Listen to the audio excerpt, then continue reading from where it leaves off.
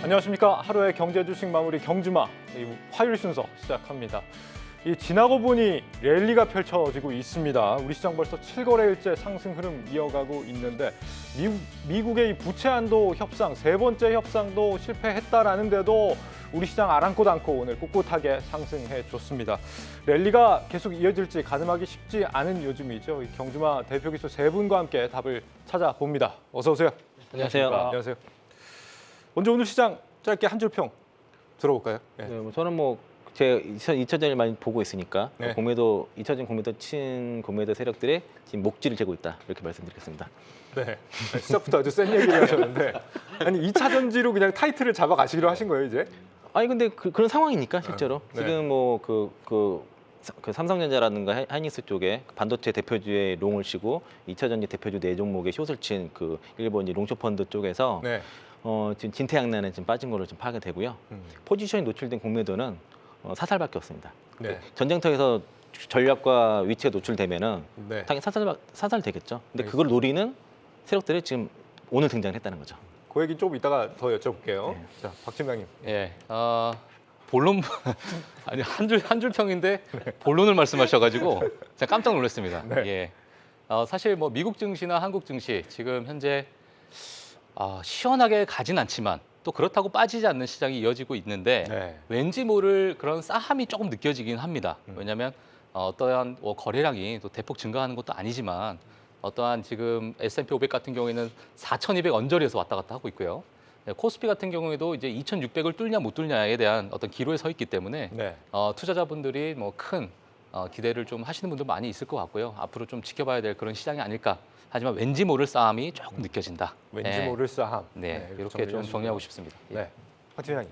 싸움이라는 표현이 사실 좋은 뉘앙스는 아니잖아요. 그렇죠. 사실. 예. 네. 근데 저는 약간 좀 다른 의미로 그냥 저는 주도주 탐색전이라는 표현을 좀 써보겠습니다. 네. 싸움이라고 하면 싸움일 수도 있기는 한데 약간 어떤 게 주도주로 치고 나갈지에 대한 약간 패권 다툼하는 정도, 그런 걸로 좀 정리를 좀 해보고 싶습니다. 네. 지금 어제까지와는 또 시장이 약간 다른 부분이 어제까지는 그 외국인들이 그래도 많이 유입이 됐었던 것 같은데 오늘은 그렇지가 않았거든요.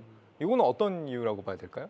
근데 오늘 외국인이 유입을 많이 안 했다고 하긴 하는데요. 그렇게 외국인들이 떠났다 정도는 아니니까 그냥 네.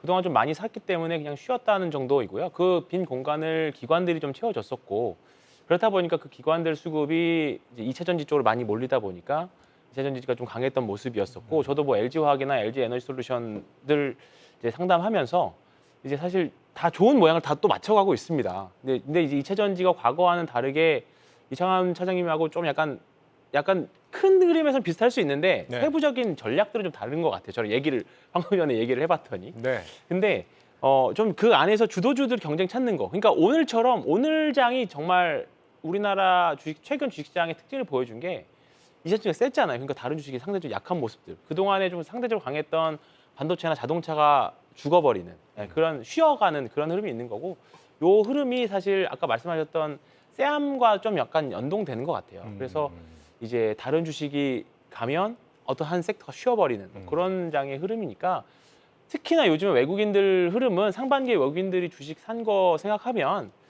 크게 걱정할 필요는 없다. 그렇게 말씀드리고 싶습니다. 네. 네. 아까 전에 이창환 부장님 그 코스피에 지금 기관들이 몰린 거에 대해서 네. 그거를 좀 다른 의미로 해석을 하시지 않으셨어요? 그러니까 그 기관들 쪽에서 오늘 많이 샀던 종목은 제가 수급표를 다 안 봤지만은 그냥 LG 에너지솔을 제일 분명히 많이 네, 샀을 2차전지 많이 것이고 사더라고요. 그리고 이제 그다음 많이 샀던 것들을 보면 포스코홀딩스라든가 LG화학 이런 걸 많이 샀을 가능성이 상당히 높습니다. 이제 네. 2차전지 쪽에 이제 수급에 비어 있는 종목들 또 많이 빠졌으니까 네. 고점 대비 30% 빠졌으니까 사볼만 하거든요. 그래서 오늘 2차전지 종목들이 이제 공통적으로 21선 돌파 흐름이 좀 나왔고요. 네. 그리고 그 특이한 게 이게 이제 수급이 얽혀 있는 게 뭐냐면 이제 제가 전에도 지난주에도 공매도 얘기 말씀드렸었는데 네. 지난주에 이제 삼성전자 쪽에 CLSA 창구에서 매수를 하냐 마냐에 따라서 삼성전자와 이제 2차전지 대표 종목들의 주가 움직임이 다르다고 말씀드렸거든요.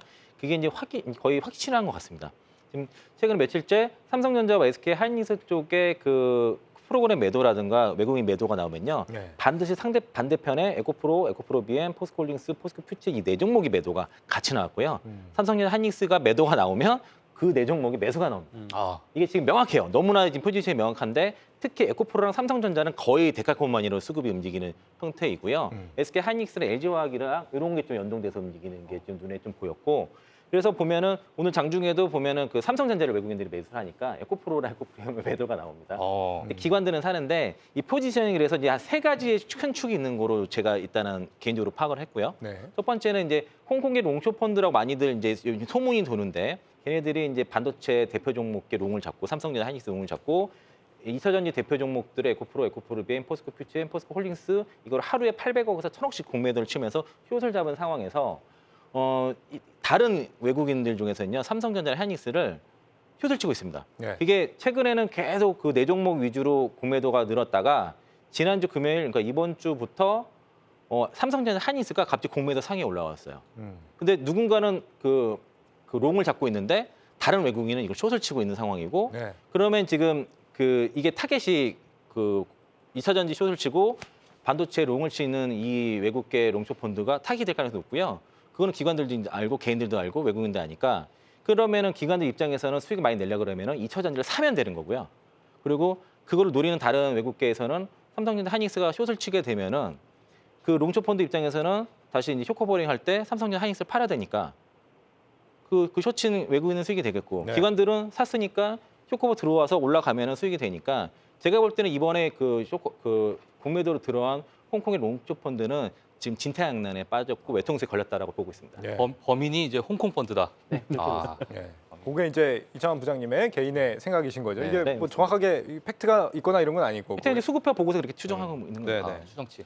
감사합니다. 그리고 지금 또 부채한도 협상 이슈는 사실 조금 관심도가 떨어진 상황인가요? 3차 협상이 타결이 실패했다 그러는데도 시장이 별로 그렇게 반응은 안 하는 것 같아요. 네, 뭐 지금 뭐 많은 시장에서 가장 이제 관심 있는 부분이 이제 부채 한도 협상이잖아요. 근데 과거에 이 부채 한도 협상이라는 이 제도가 나오고 나서 한 90번 정도 더 이제 상향 조정하고 또는 유예했고 이런 부분이 좀 있었습니다. 근데 과거에 이제 10년을 좀 보게 되면은 이제 그 전에는 사실 부채 한도 협상을 올려놓고 거기에 맞춰서 이제 부채 금액이 이제 올라가는 그러한 이제 그래프를 좀 보셨을 텐데, 네. 최근 10년은 사실 부채 금액이 올라가고 거기에 맞춰서 이제 한도가 같이 올라가는, 그러니까 약간의 후행적으로 올라가는 그런 모습이 좀 보였거든요.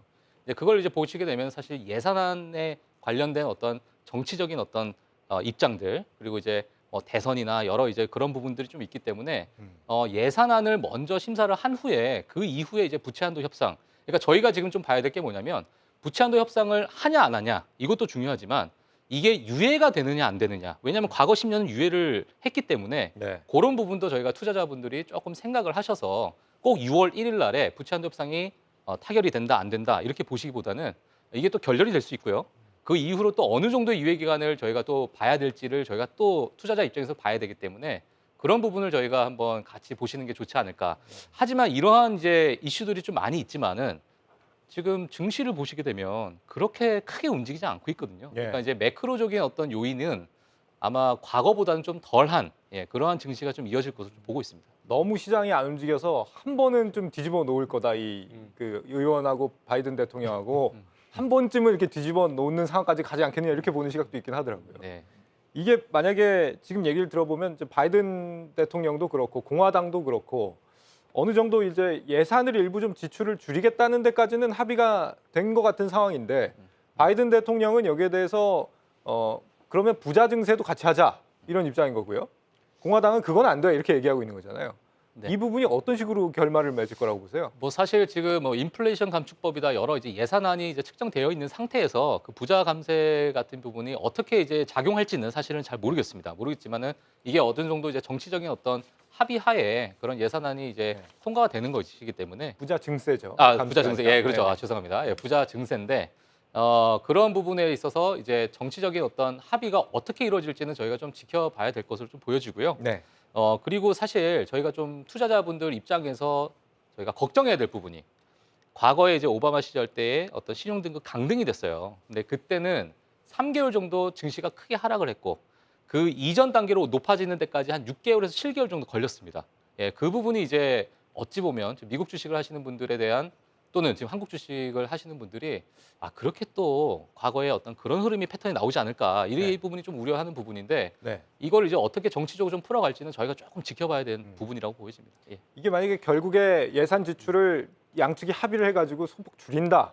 그렇게 되면은 뭐 우리 2차 전지나 친환경 섹터 쪽에 내년에 들어가는 뭐 보조금 같은 거 좀 덜 받게 되거나 이런 우려를 해야 되는 거 아닌가요? 이제 그런 부분들은 사실 기업별로 세부적으로 조금 더 기업 실적별로 찾아봐야 될 것 같고요. 네. 지금은 사실 그런 걸 사실 추정할 수도 없을 뿐더러 뭐 큰 틀에서 뭐 어떤 게 줄어들고 뭐 어떤 게 늘어나고 뭐 그런 조정안에 대해서는 뭐 나중에 세부적으로 나올 수 있긴 하겠지만 지금 그것보다는 그냥 시장 자체를 뒤흔드는 요소가 이제 해결되느냐 마느냐 그런 게 더 중요할 것 같습니다. 아까 앞에서 말씀하셨던 것처럼 뭐 그때는 3개월 빠지고 올라가는데 6개월 했다고 하면 결론적으로 해결되고 주가도 올라간 거잖아요. 네. 그러니까 과거의 사례를 겪었기 때문에 지금 미중 무역 분쟁도 무역 분쟁이 아니라 과거에 있었던 분쟁도 마찬가지. 무역 분쟁도 결국은 분쟁이 하나였고 이번에 계속 미국이랑 중국이랑 분쟁을 함에도 별로 그렇게 주식시장에 큰 영향을 미치지 않는 것도 결국은 시장에서는 좀 긍정적으로 해석하려고 하는 참여자들의 심리가 반영이 된 것 같아요. 근데 이게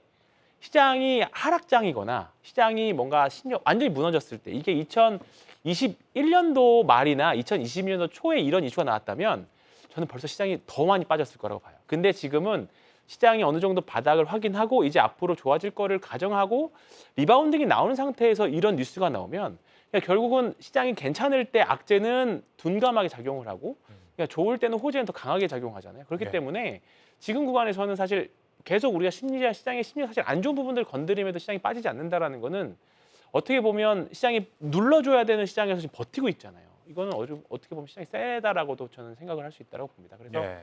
결국은 앞에서 있었던 이런 앞으로 나올 부채한도 협상이 정적인 변수로 인해서 좀 이거 출렁이는 분명히 있을 겁니다. 우리 예상하지 못했던 내용으로 흘러간다라고 하면. 근데 그건 좀 사실 잠깐일 것 같습니다. 과거처럼 막 3개월, 6개월 막 이런 걸리는 과정이 아니라 조금 더 짧은 조정으로 끝나지 않을까 그렇게 생각하고 있습니다. 예. 지금 국내외 자동차 섹터에 또 주목할 만한 이슈들이 있는 것 같습니다. 먼저 미국 전기차주 관련된 얘기인데요. 지금 어제 부채한도 협상 실패했는데도 나스닥이 빨간불로 끝이 난 이유가 전기차주가 급등해서 그렇다라는 얘기가 있더라고요. 네, 뭐 테슬라가 뭐 4.85% 올랐고요. 포드는 빠졌지만 뭐 루시드 모터라든가 뭐 그 니오, 뭐 리비안 이런 종목들이 올라갔는데 가장 큰 거는 이제 테슬라가 그 사이버 트럭 양산 계획을 좀 발표를 했고 신형 모델 3 완성 그러니까 신형 모델에 대해서 그 완성 단계에서 발표를 했고요. 네. 또 이제 그 FSD 이런 자율주행 그 모듈에 대해서도 지금 좀 일부 얘기 좀 있어서 관련 종목들이 좀 움직이는 것 같고 특히나 이제 그 포드 같은 경우가 사실은 이제 그 전기차 관련 생산 목표라든가 공급망 확보에 대한 발표를 좀 했는데 여기 내용에서 SK온에서는 딱 이렇게 약간 부인한 듯한 기분이 안 좋다는 듯한 그런 뉘앙스를 좀 보였거든요. 예. 그래서 포드만 유독 빠졌고 다른 종목들은 많이 올라간 걸로 좀 보여지고 특히 이제 포드가 얘기한 것 중에 특이한 거는 테슬라처럼 이런 구동 모델을 구축을 하겠다 요행을 했거든요. 예. 특이한데 그런 아까 말씀드린 것처럼 이제 특히 테슬라 효과가 상당히 제일 컸던 거로 그렇게 보고 있습니다. 그러니까 이게 포드가 이번에 테슬라 주가가 오른 게 포드 때문이라는 얘기가 있더라고요. 포드가 그 투자 설명회에서 이제 테슬라 따라잡겠다, 테슬라 같은 전략을 취하겠다 이렇게 발표를 했는데 포드 주가는 떨어지고 테슬라 주가만 올랐습니다. 그렇죠. 어떻게 해석이 돼야 됩니까? 정말 아이러니합니다. 예, 아이러니하지만 네. 제가 이제 뭐 시장의 어떤 반응을 좀 보게 되면 사실 뭐 코에 고면 코걸이고 귀에 고면 귀걸이겠지만 지금 포드의 어떤 발표 자체가 미국 전체 자동차 산업에 대한 어떤 활력을 좀 불어넣은 그러한 어떠한 이제 이슈라고 좀 봐야 될 것 같고요.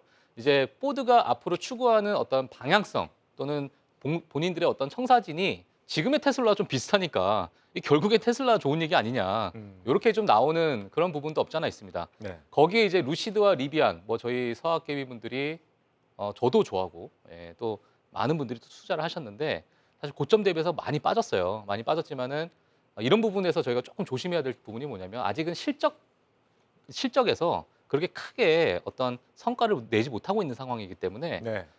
지금 이제 바닥에 왔구나 이렇게 좀 판단하시기보다는 조금은 좀 보수적으로 보시는 게 좋을 것 같은데 전반적인 어떤 미국에 있는 전기차 산업에 대한 어떤 큰 활력은 충분히 불어넣어준 그런 뉴스였다 이렇게 보시면 될 것 같습니다. 예.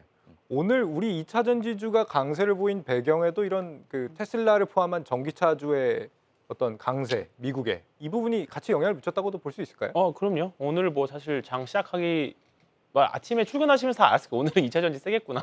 네. 그렇게 아마 알고들 많이 하셨을 겁니다. 그래서 지금은 사실 계속 순환매라서 사실 저는 지금은 사실 횡보장이라고 보고 있습니다. 순환매장이고 언제든지 뭔가 돌변해서 또 어떤 한 섹터가 주도주로 나올 수 있다라고 생각을 하고 있는데 사실 미국에 테슬라 있다면 한국엔 현대기아 있거든요. 네. 그리고 이제 현대기아의 지금 대부분의 이익은 사실 내연기관에서 많이 뽑아내고 있는데 이제 지금 현대가 아마 EV에서 나오는 영업이익 비중이 한 5% 정도로 알고 있거든요. 근데 이제 이 비중이 한 30% 이상으로 올라가게 되면 지금 일본의 자동차 주가도 굉장히 좋은데 네. 지금 한국 현대기아가 이렇게 싸게 평가받을 이유가 없을 거라고 생각해요. 근데 우리가 항상 이 이야기를 하잖아요. 그러니까 그 케인즈가 주식시장은 미인대라고 하는 표현을 썼는데 우리가 이 주식 싼 거 알아. 그리고 좋은 거 알아. 근데 언제 올라가느냐, 언제 이 주식을 시장에서 미인주로 평가를 받느냐, 그 시기가 굉장히 중요한데 네. 현대기아가 이제 그 위치가 점점 차오르고 있지 않느냐, 저는 그렇게 어. 생각을 좀 하고 있습니다. 그 말씀을 참 잘하신 것 같아요. 안 그래도 지금 현대차 얘기를 좀 하려고 네. 했는데 네. 오늘 국내에서는 사실 테슬라보다도 이 현대차가 굉장히 눈에 띄었거든요.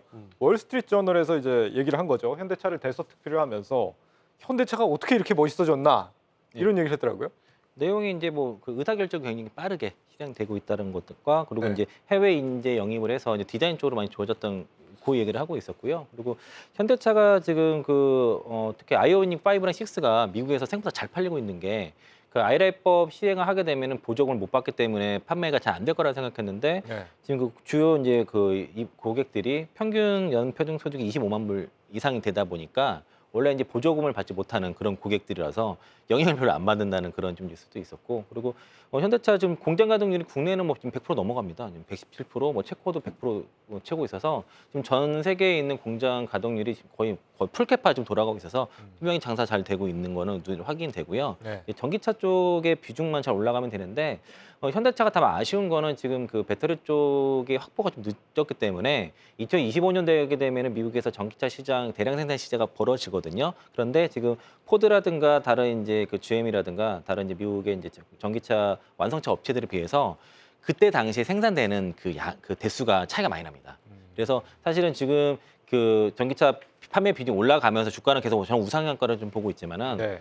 급하게 올라가기 쉽지 않은 구조가 2025년까지는 좀 네. 이어질 수 있다라고 볼 수 있겠습니다. 아니, 주가도 이따 뭐 좀 다뤄보겠지만 미국에서 지금 현대차 위상이 그렇게까지 진짜 확 달라진 느낌을 받나 봐요. 네, 확실히. 네, 그렇죠. 지금 제 기억상, 제가 이제 과거를 좀 돌아가 보면 제가 이제 미국에 있을 때 제네시스가 이제 처음 나왔습니다. 네. 그때 제가 정말 충격 먹은 광고를 하나 봤었는데 미국에 이제 보면은 이제 콜라를 한 병 사면은 buy one get one free죠. 그러니까 네. 한 병 사면 한 병 공짜로 준다. 원뿔원이네. 원뿔 원. 네. 그게 이제 현대자동차에 제네시스를 한 대 사면은 이제 아반떼를 한 대 준다. 그게 실제로 나왔었거든요. 네. 그러니까 저희가 그걸 보고 정말 어떻게까지 여기까지 왔나 이런 생각이 좀 들 정도로.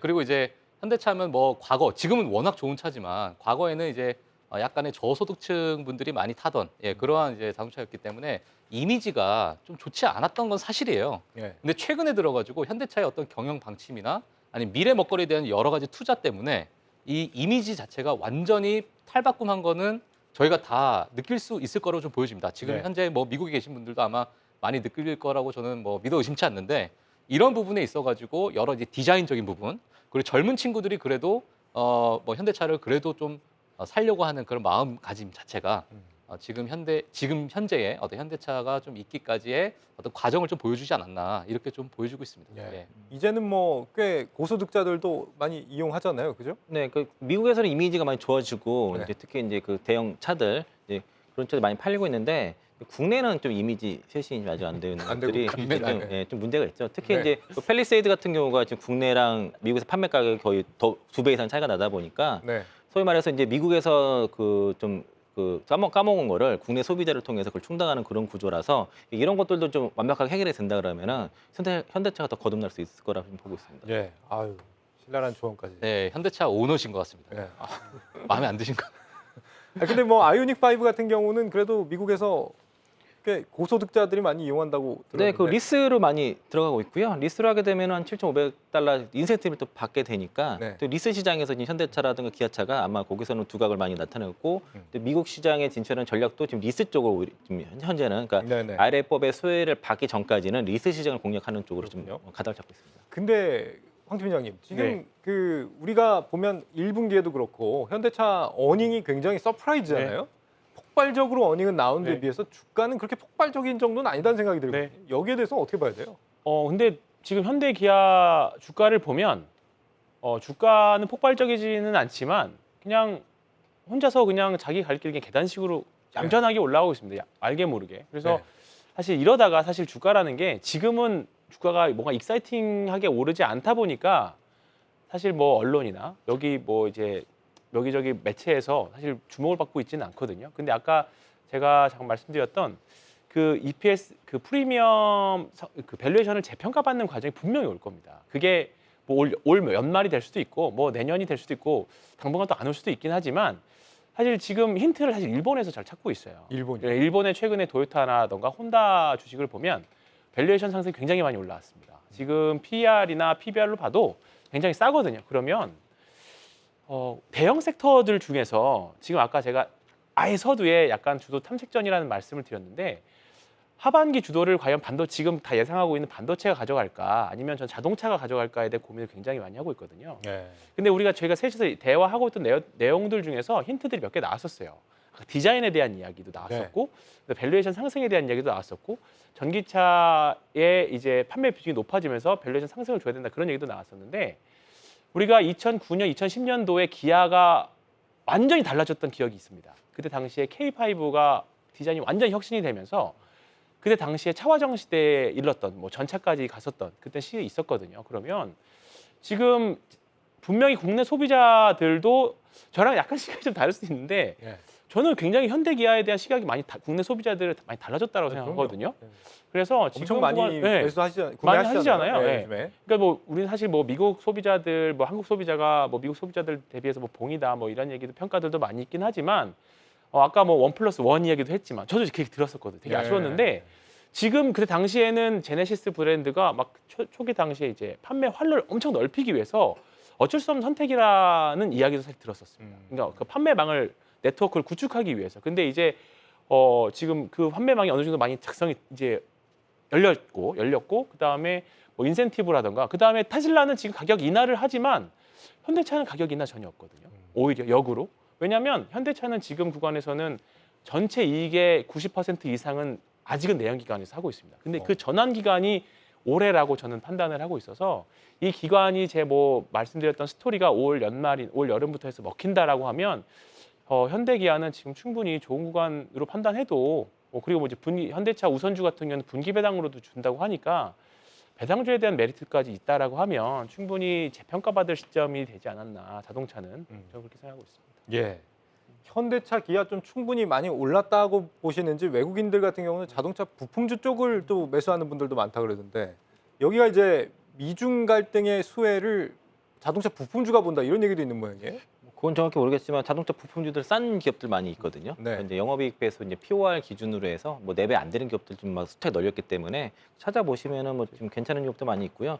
요즘 성화이텍 같은 경우 주가가 굉장히 잘 가는데도 그래도 쌉니다. 성화이텍 같은 경우도 그리고 그 오토모티브, 뭐 DN 오토모티브 이런 기업들도 밸류가 되게 싸고요. 그래서 물론 이제 그 현대차가 실적 발표하고 나서 현대모비스라든가 이제 그 현대위아 같은 경우 실적 발표할 때 주가 안 좋았던 게 그 부품주들의 이익을 완성차가 가져가는 모습들이 지금 나타났기 때문에 안 좋지만은 네. 그럼에도 불구하고 그 밑에 단에 있는 이제 중소형 부품 업체들은 생각보다 실적이 좋고 그리고 주가가 잘 가는 것도 많이 있기 때문에 큰 부품 업체 뭐 현대모비스라든가 현대위아 큰 것보다는 네. 좀 더 스몰캡 쪽에서 부품주는 찾아보시는 게 훨씬 수익이 좀 높을 거라고 좀 그렇게 보고 있고요. 그래서 그쪽 뭐 무벡스 이런 것도 괜찮을 것 같습니다.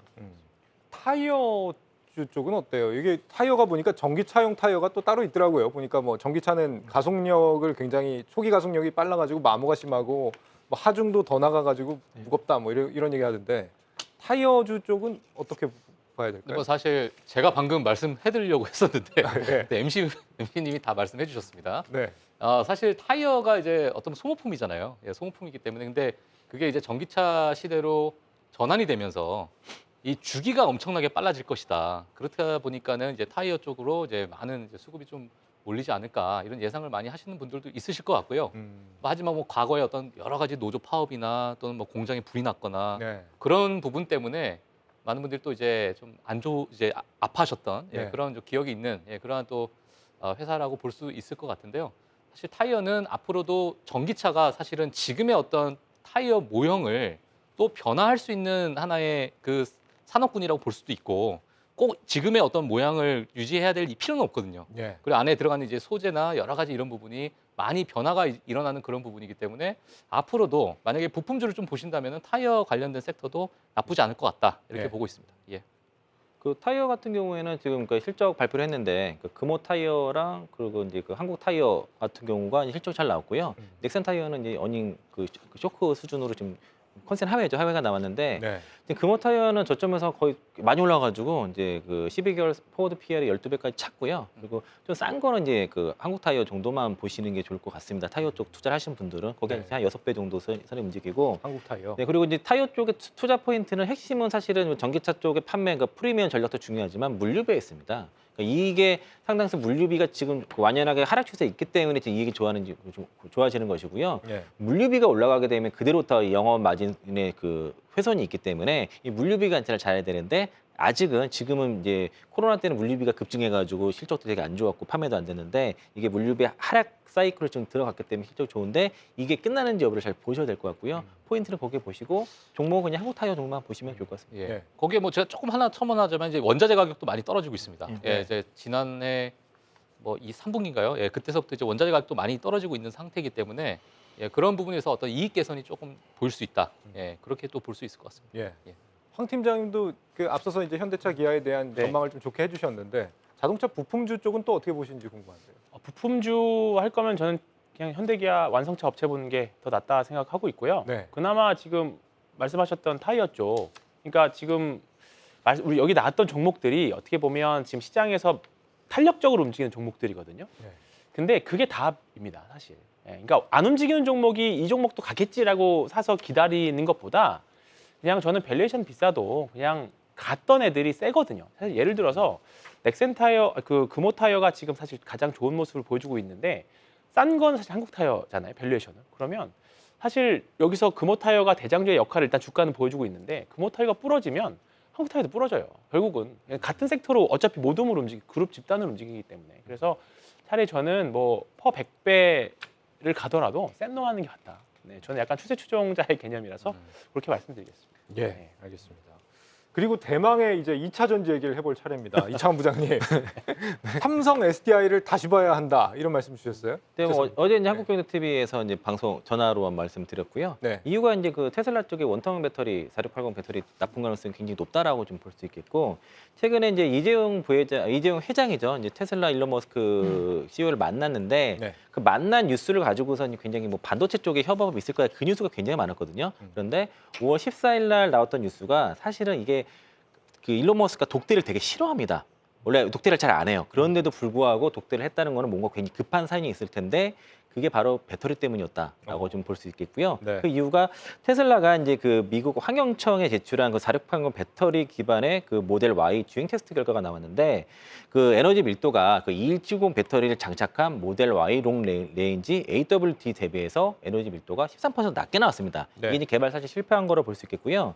그래서 원래는 이제 여기 이제 픽업 트럭, 사이버 트럭 쪽에 들어갈 예정이었는데 이 양산 시스템 구축이 지금 실패한 상태이고 성능 면에서도 월등히 떨어졌기 때문에 지금 문제가 생겼고요. 또 믿었던 파나소닉마저도 네. 올해 3월에서 4월 달에 그 4680 원통 배터리를 양산을 하기로 했었는데 내년 4월에서 9월로 미뤄져 버렸습니다. 1년 이상 미뤄져 버렸고 요게 이것 때문에 지금 삼성 SDI를 만나서 그 이재용 회장 만나서 SOS를 청한 것으로 지금 추정을 하고 있고요. 원래 지금 이게 작년 2분기 컨콜 때 삼성 SDI가 그 4680 46mm 그 원통형 배터리에 대해서 이제 네. 언급을 했고 OEM 기업들과 이제 공급 논의를 하고 있다라고 지금 발표를 했고요. 특히 이제 그 천안공역 쪽에 468 원통형 배터리 생산 라인을 구축을 하고 올해 시제품이 나옵니다. 예. 468이라는 게 뭐냐면 지금 이제 테슬라는 폼팩터를 4680으로 제시를 했지만은 지금 업계에서는 이 4680 이 형태가 좀 문제가 있다, 효율이 잘 안 난다는 얘기를 하고 있거든요. 46이 직경이고 뒤에 80이 길이잖아요. 네, 높이에 네. 높이인데 이 높이가 더 높아야 된다라고 지금 이야기하고 있습니다. 그래서 삼성 SDI가 만들고 있는 이 46파이에는 46120, 46200이 들어가요. 이게 이제 그게 다른 업체로도 BMW로 들어가고 하는데 그래서 아마 더 높아야 된다라고 좀 보고 있는 거죠. 사실은 그래서 이제 근데 여기에 따라서 지금 삼성 SDI 쪽에 그 삼성 SDI가 테슬라 쪽에 원통 배터리 공급 가능성이 상당히 높아졌다고 볼 수 있겠고요. 기술적으로는 LG 엔솔이 지금 삼성 SDI보다 6개월 먼저 앞선 상황입니다. 예. 그런데 파나소닉은 지금 또 완전 뒤처졌고 테슬라 같은 경우는 지금 원통 배터리 수율이 지금 14%의 수준밖에 안 나오는 상황에서도 성능마저 안 나오니까 사실 개발 실패로 봐야 될 가능성이 높고요. 그래서 삼성 SDI가 만약에 원통 배터리를 테슬라 쪽 납품한다 그러면은 이게 들어가는 밸류 체인들이 굉장히 강할 수밖에 없고 이에 따라서 이제 원통 배터리 관련 종목도 오늘 강했고요. 그리고 그 양극재 쪽에 밸류 체인에 들어가는 뭐 에코프로 그룹주, 포스 그룹주, 코스모 그룹주 이 양극재 종목들이 전부 다 셌던 이유가 네. 저는 일단은 결정적으로 이 부분이 먼저 작용했다라고 좀 보고 있고 또 삼성 SDI 같은 경우도 지금 그 그러니까 NCM 그 배터리 말고도 이제 LFP부터 해가지고 하이만가에 관련된 지금 그 배터리도 같이 준비하고 있어서 보급형부터 고급형까지 지금 다 준비를 하고 있는 상황이다. 그 테슬라의 그 원통형 배터리 공급 라인에 지금 뭐 문제가 좀 생겨서 그 자리를 삼성 SDI가 치고 들어갈 가능성이 있다. 이렇게 네, 굉장히 높다고 보신다는 지금 보고 거잖아요. 있습니다. 네. 근데 삼성 SDI도 아직 그 시제품이 제대로 완성 단계인지는 확인이 안 된 거죠? 올해 시제품 나오기로 했고요. 그리고 그 작년 이제 2분기 때 이제 발표를 하고 공급 논의를 한 상태고 기술적으로 지금 진보 단계가 LG 에너솔루션이 제일 빠르고 두 번째가 삼성 SDI로 좀 확인이 된 상태고요. 그래서 올해 시제품이 나오는 여부는 좀 봐야 되겠지만은 일단은 지금 기술 속도 면에서는 지금 SDI가 원래 원통형이 강했습니다. 네네. 그러니까 전동공구 쪽으로 원통형 배터리를 먼저 했던 기업이기 때문에 또 원통형 쪽으로 강한데 그래서 사실은 그 배터리 3사 중에서도 투자 매력이 네. 좀 수주한 거 떨어지고 해서 투력이 없다가 이 원통형 배터리 시장이 열리면서 지금 삼성 SDI 쪽에도 기회가 생겼다라고 보시면 되겠습니다. 알겠습니다. 우리 배터리 위상이 크게 높아지고 있다 이런 얘기인 것 같은데 또 뭐 우리 배터리 3사 수주액이 1,000조 원을 돌파한다 올해 말까지 가면 그런 얘기도 있는 것 같아요. 이 1,000조 원 얘기는 어디서 나온 겁니까?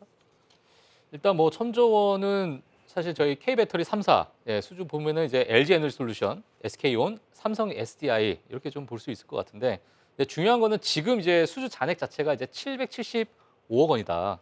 775조 원이죠. 네. 예, 이렇게 저희가 좀 볼 수 있을 것 같고 가장 중요한 게 이제 2030년까지의 이러한 이 가파른 속도를 계속 따라간다면 당연히 이제 1,000조 원은 이제 당연히 넘어설 것으로 네, 이렇게 또 보여지면서 네. 국내 이제 배터리 기업들의 어떤 앞으로의 글로벌적인 어떤 그 위상이 네. 지속해서 좀 이어지지 않을까 이렇게 보고 있습니다. 예. 네. 그게 그 산자부에서 발표한 자료고요. 산자부 산자부요? 관계자가 이제 올해 그 K배터리 3사가 그 수주 잔액이 속도가 넘어갈 거를 확실시하다라고 얘기를 했고 이거는 작년에 이미 예고가 나왔습니다.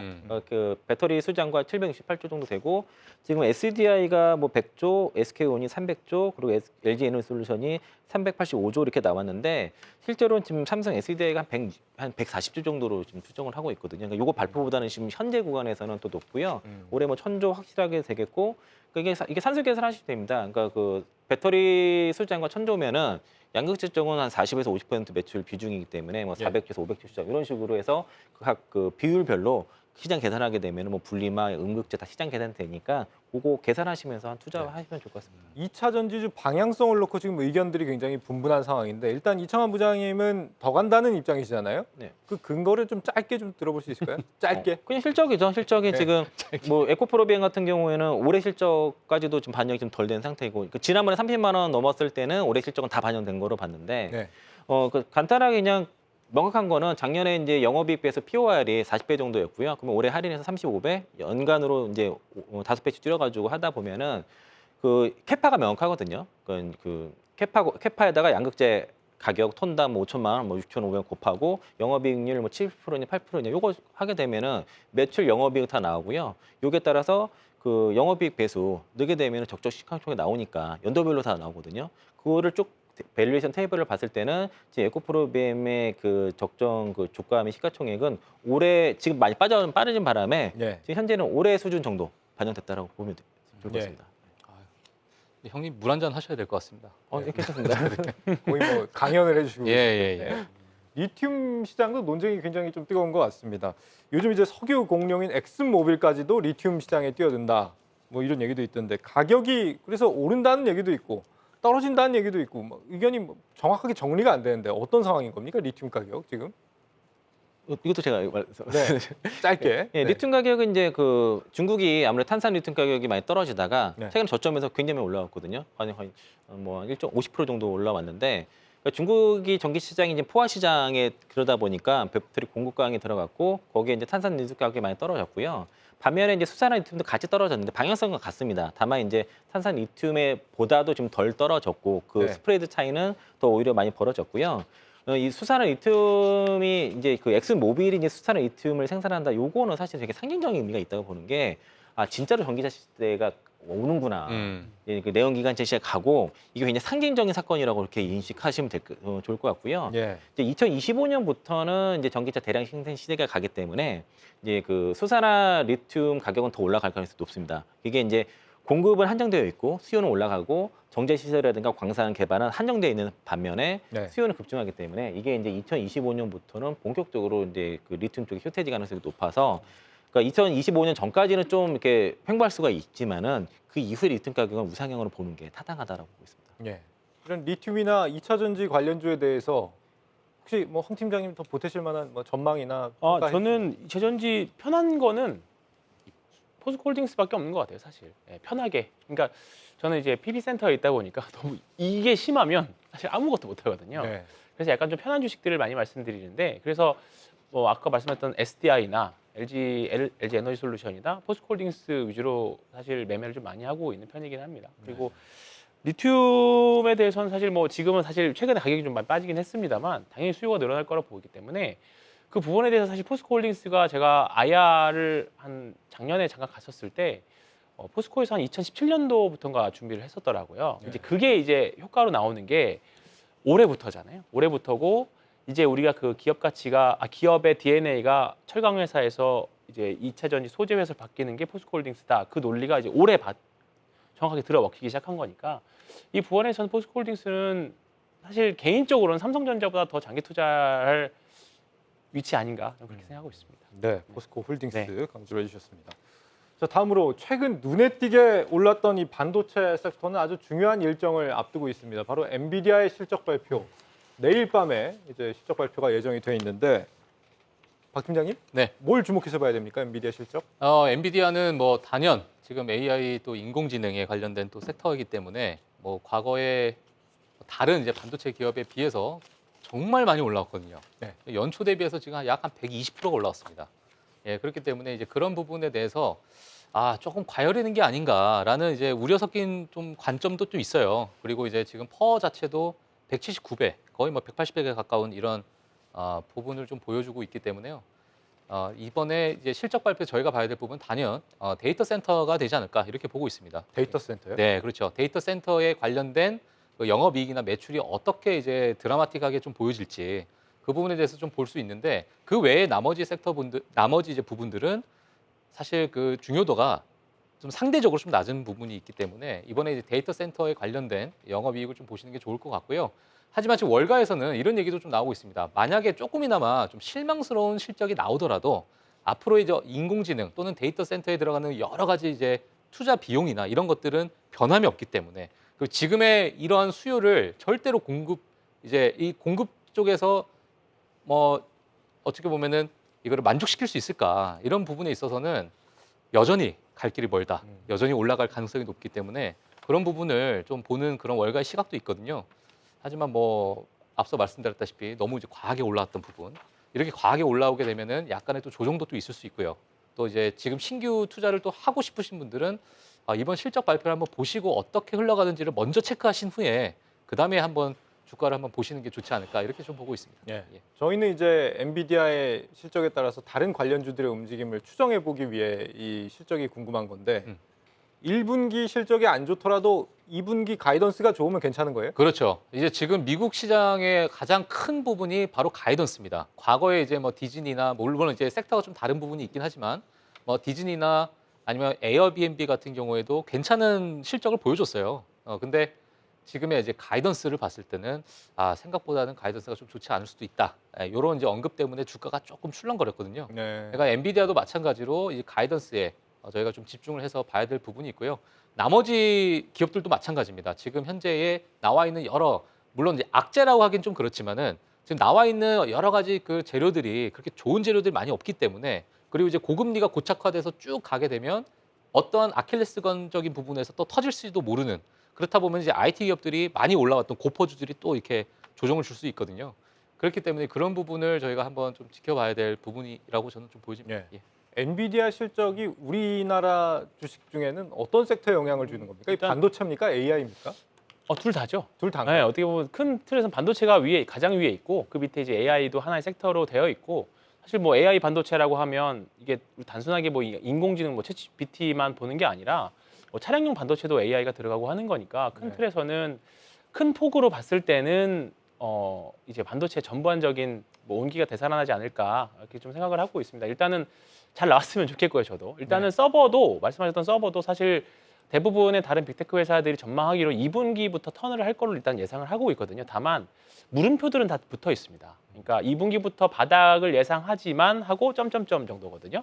근데 이제 변수들은 또 있는 거고. 근데 이제 그 안에서 세부적으로 접근하실 필요는 있을 것 같아요. 그러니까 AI 반도체 뭐 정말 지금 사실 재고가 엄청 많이 쌓였다라는 거는 DDR4 같은 약간 좀 과거의 반도체들이고 정말로 지금 DDR5 같은 거는 사실 4보다 한 10배 정도 비싸도 없어서 못 파는 정도거든요. 네. 사실 그 부분을 제가 지금 보고 가는 거기 때문에 그래서 지금 뭐 첨단 공정에 있는 뭐 후공정 소비 장비 회사라던가 그래서 뭐 삼성전자나 하이닉스 다 마찬가지인 거고요. 그래서 이런 부분들이 더 중요하지 않을까 생각하고 있고 다만 국내 AI 관련주들 있잖아요. 네. 그런 주식들은 사실 우리가 말했던 엔비디아나 뭐 사실 이런 쪽은 사실 실제로 실적을 나오면서 정말 이제 시장을 지배하는 해자의 역할을 하고 있는 회사들인데 국내에 있는 이제 AI 관련주로 소위 말하는 테마주들은 네. 조금 조심할 필요는 좀 있을 것 같아요. 왜냐하면 항상 모든 테마주들이 그랬던 것처럼, 그러니까 테마주와 성장주는 어떻게 보면 이게 한 끗 차이기도 하거든요. 사실 전기차도 2013년만 해도 테마주였어요. 네.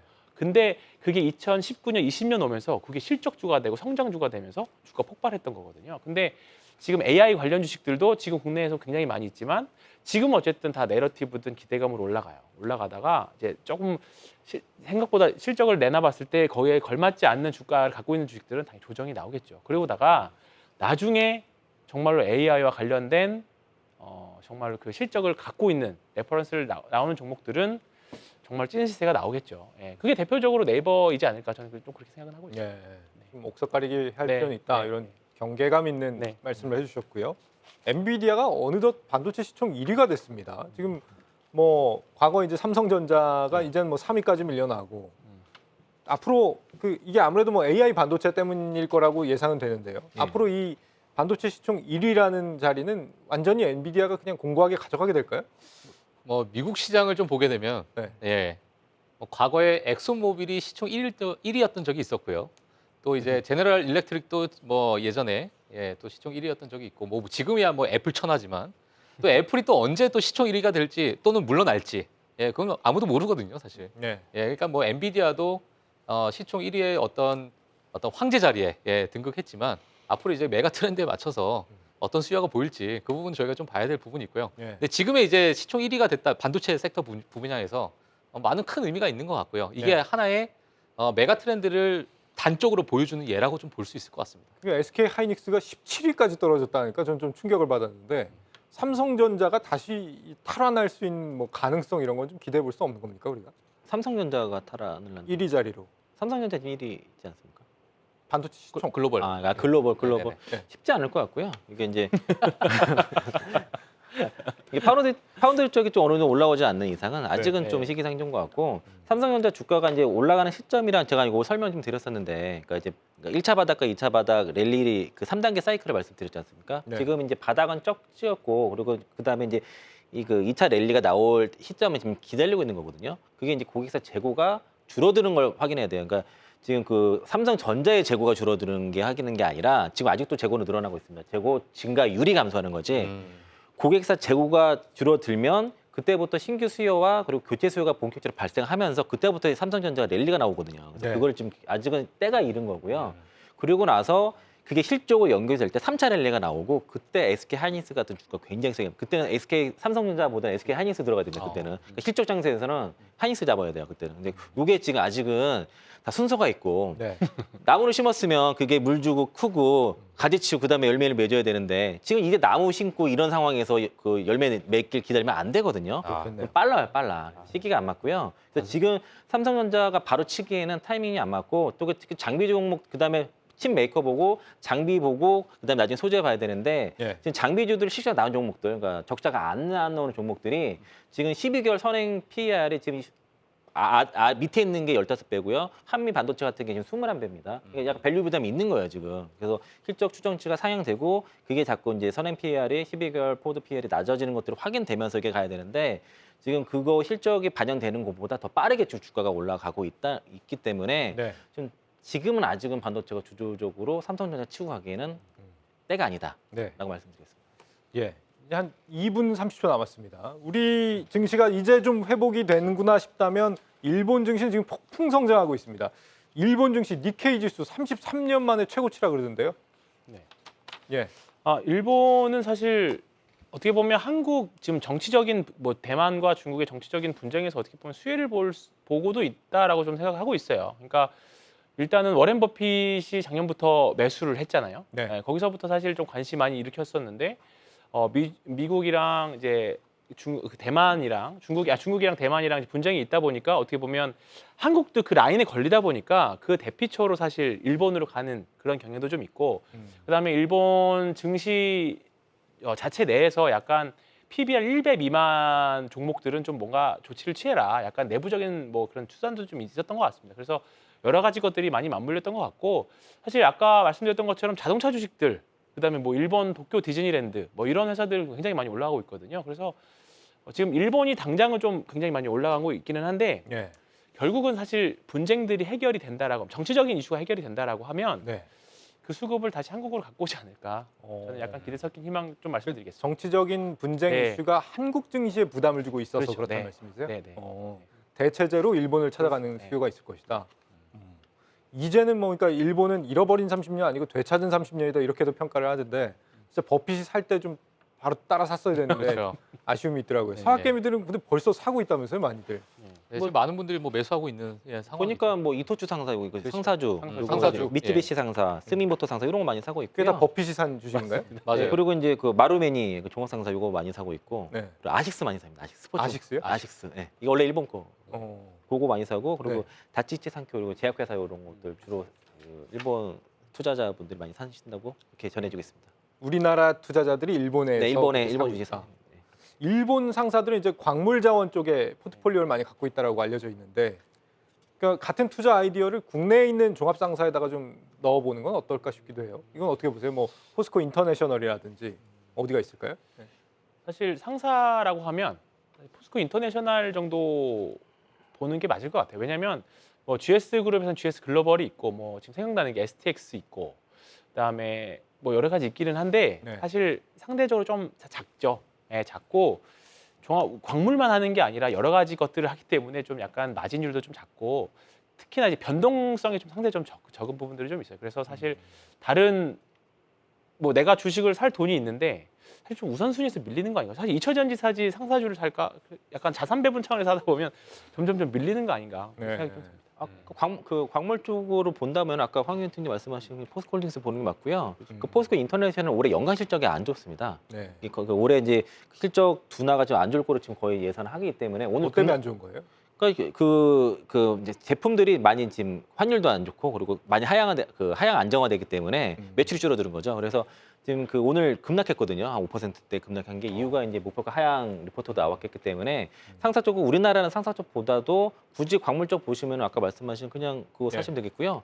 또 강남에 계신 그 어르신들이 그렇게 포스코홀딩스 많이 산다는 거잖아요.